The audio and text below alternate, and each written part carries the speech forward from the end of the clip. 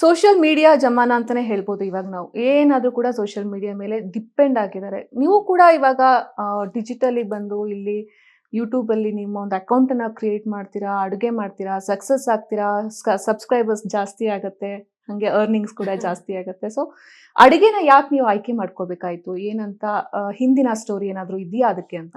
ಇದೆ ಮೇಡಮ್. ಅಂದ್ರೆ ನನಗೆ ಮುಂಚೆ ಎಲ್ಲ ಅಡಿಗೆ ಅಷ್ಟು ಗೊತ್ತಿರ್ಲಿಲ್ಲ.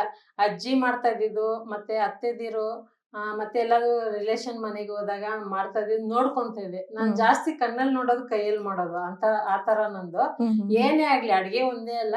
ಸೊ ಒಂದು ಕಸದಿಂದ ರಸ ಅಂತಾರಲ್ಲ, ಆ ತರ ಒಂದು ವೇಸ್ಟ್ ಥಿಂಗ್ಸ್ ಇಟ್ಕೊಂಡು ಬೇರೆ ತರ ಕ್ರಿಯೇಟ್ ಮಾಡ್ತೀನಿ. ಅದೇ ತರ ಅಡಿಗೆನೂ ಅಷ್ಟೇ, ಬೇರೆಯವ್ರದ್ದು ನೋಡಿ ನಾನು ಕೂಡ ಕಲ್ತ್ಕೊಂಡು ಮಾಡಿರೋದೆ.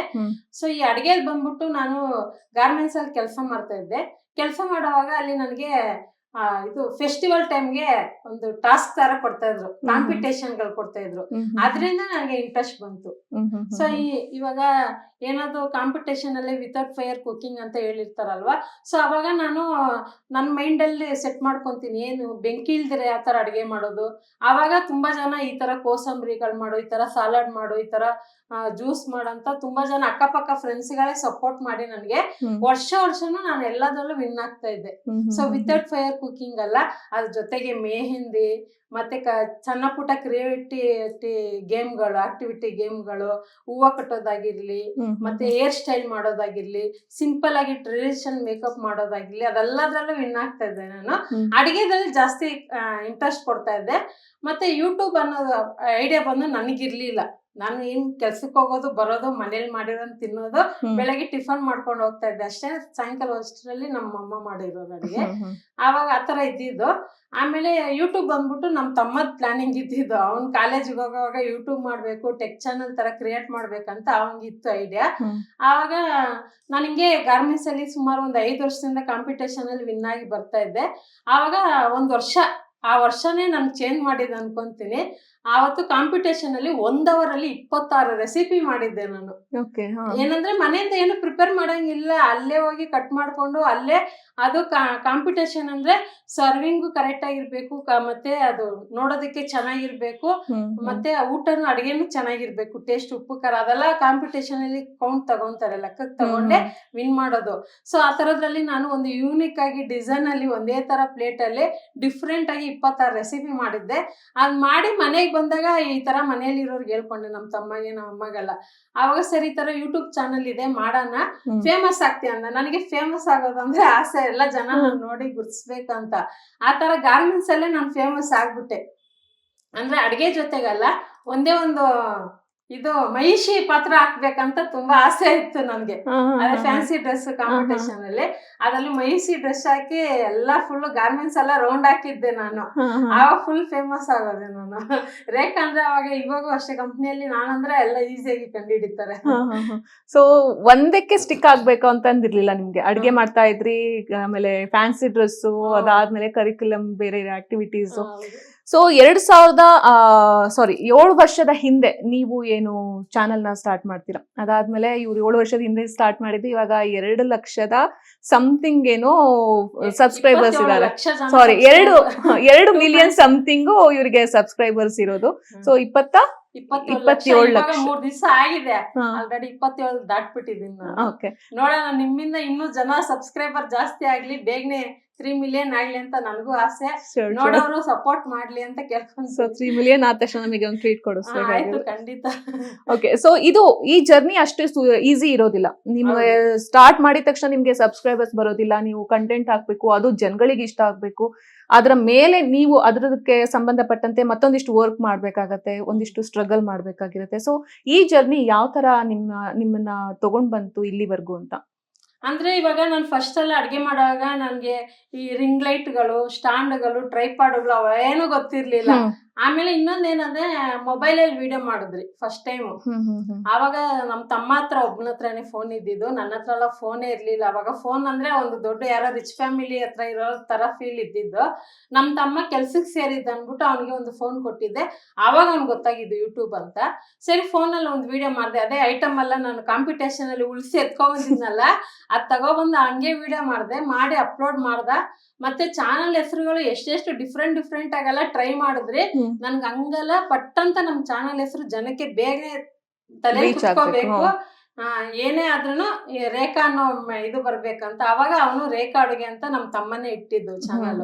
ಅಂದ್ರೆ ನಾವು ಇಂಗ್ಲಿಷ್ ಅಲ್ಲಿ ರೇಖಾ ಕಿಚನ್ ಅಂತ ಹೇಳ್ತಾ ಇದ್ದೆ ನಾನು, ಇಲ್ಲ ಕನ್ನಡದಲ್ಲಿ ಇಡ್ಬೇಕಂತ ಅವನು ರೇಖಾ ಅಡುಗೆ ಅಂತ ಇಟ್ಟ.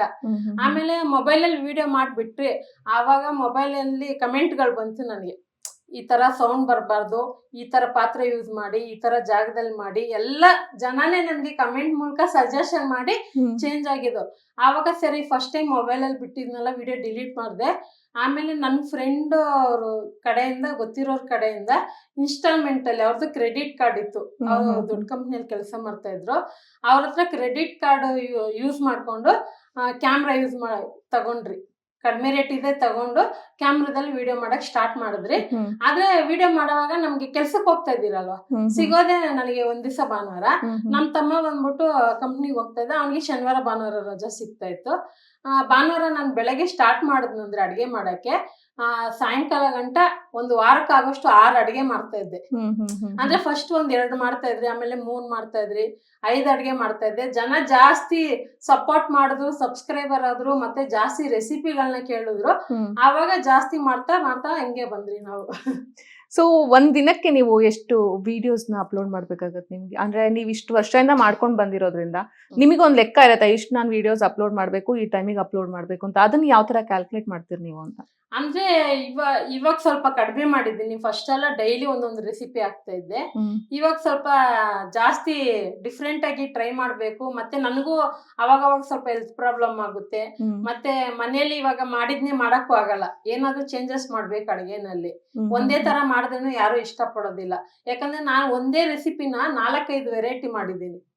ಒಂದು ನಾನ್ ವೆಜ್ ಆಗಿರ್ಲಿ, ವೆಜ್ ಆಗಿರ್ಲಿ, ಒಂದೇ ರೆಸಿಪಿನ ಇಟ್ಕೊಂಡು ಡಿಫ್ರೆಂಟ್ ಸ್ಟೈಲ್ ಅಲ್ಲಿ ಮಾಡ್ತಾ ಇರ್ತೀನಿ. ಸೊ ಆತರ ನಾನ್ ಬಂದ್ಬಿಟ್ಟು ನನ್ನ ಮೈಂಡ್ ಅಲ್ಲಿ ವಾರದಲ್ಲಿ 3 ಅಥವಾ 4 ಅಡಿಗೆ ಬಿಡ್ಬೇಕಂತ, ನಮ್ ತಮ್ಮನ್ಗೆ ಡೈಲಿ ಬಿಡ್ಬೇಕಂತ ಆಸೆ. ನೋಡೋಣ ಮುಂದಕ್ಕೆ ಯಾವ ತರ ಆಗುತ್ತೋ. ಯಾಕಂದ್ರೆ ಮನೇಲೂ ಕೆಲಸ ಮಾಡ್ಕೊಂಡು ಯೂಟ್ಯೂಬ್ ನೋಡ್ಕೊಂಡು ತುಂಬಾ ಕಷ್ಟ ಆಗುತ್ತೆ. ಕೆಲವರು ಕೆಲಸ ಅಂದ್ರೆ ಕೆಲ್ಸದಲ್ಲೇ ಇರ್ಬೇಕಂತ ಇರ್ತಾರೆ.